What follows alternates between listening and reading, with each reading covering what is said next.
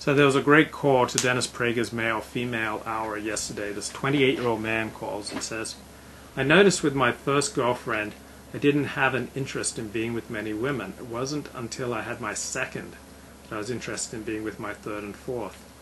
I've noticed the same thing with some of my friends. It seems that the more experience you get with the more women, the more interested you are in being with many women. So in places with arranged marriages, it's claimed that they are unlikely to end in divorce. I always thought that was because they were in places where the male and female were likely to be virgins when married, and that is a powerful thing to keep a couple together. I think the caller's onto something. I had a regard and an awe and a veneration for the opposite sex. I was kind of eaten away by sleeping with a lot of women.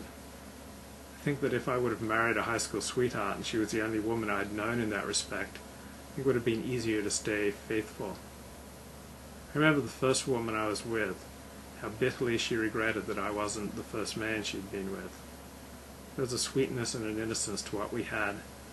When I moved on to other women, something was lost.